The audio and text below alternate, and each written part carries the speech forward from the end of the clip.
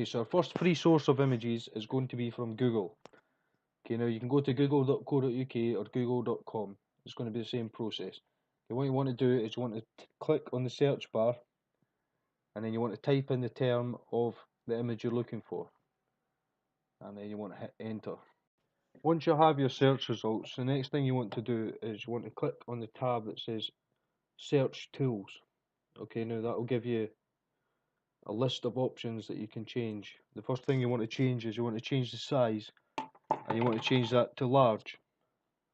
Okay, because we're going to be looking for a slider which is going to need to be a large image. Okay, and the next thing you want to click is usage rights. Okay, now in this you can click on either reuse with modification or for reuse. Okay, now as I said, this isn't 100% going to be images you can use. Okay, so that's why I don't use Google myself.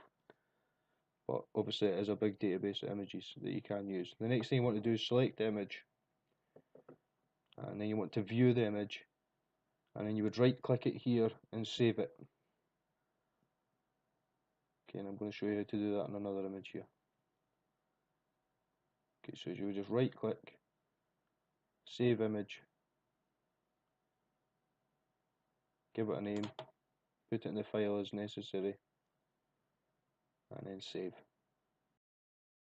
Okay, now your second option for free images is going to be a site called Flickr. Okay, now this is a site I've used for my sites and for my images. Okay, and the reason is the Creative Commons license. Okay, and it's pretty simple and it's pretty straightforward. If the image has a certain symbol and it's not got certain rights attached to it, you can use it, and if it does have certain rights attached to it, you can't use it. Okay, now the first thing you're going to have to do in order to get images from Flickr is you're going to have to sign up for an account. Okay, so you want to click on the sign up tab in the top right hand corner. Okay, now it's going to ask you for a few details, which include your first name, your last name, and other details which I've blanked out for security reasons. Okay, so we'll just quickly fill that out and then that's it. Okay, now it'll give you some details here about your username, etc. And then you just log in and click on Explore. And then the first thing you want to do is click the Advanced tab, which obviously expands your menu. And you want to change the image size to large instead of small, and the orientation of the images. Okay, and then the second thing you want to do is down the bottom, it will say any licenses. Okay, now you want to click on either commercial use allowed or commercial use and mods allowed. Okay, now I'm going to be modifying the image, so I'm going to click on images that are allowed to be modified. Now there's a massive database of images on this. Okay, so you just need to type in what you're looking for and just have to scroll through until you find what you need. Now this is the image I chose here. It's a perfect image for what I'm trying to set the store up for, which is indoor farming. Okay. And what you want to do is you want to have a check of the license, and then you also want to see if there's any other pictures in like an album. Okay, now this one's called Growing Underground. Obviously it's been an old railway tunnel which has been renovated into an underground farm.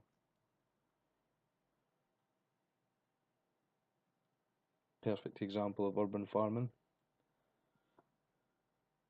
Okay, now I'm just going to stick with the image that I first came to because I don't see anything else that's better.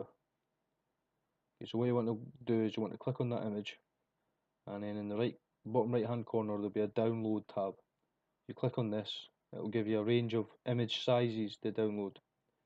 Okay, now I'm going to go for large. Just click on the large and it will download in the bottom left hand corner. Okay, now once that image is finished, you want to head back to your site, and it's going to look something like that once we put it in.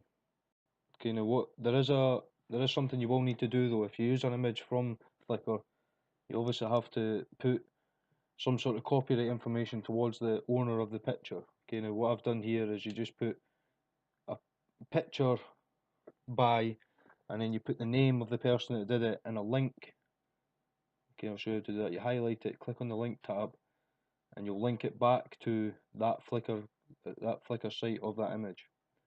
Okay, so you just highlight the address, copy it, and then go back to your page. And obviously, when you've highlighted that and clicked on the link tab, you would paste that link in, just like this. Okay, and in that way, you've covered all your copyright usage, and you should be okay to use that image. Okay, next thing you want to do is update it, and I'll just show you what it looks like. Now, obviously, if you use your own images, you don't need to do this. But if you're going to be using images that have common rights on them, this is what you have to do. Okay, if we just scroll down, and you'll just see just below the picture it says picture by, and I think that's pronounced Jan. And then if you click the Jan, people can go off and then look at that image, and obviously they can use the same images. And that's you done.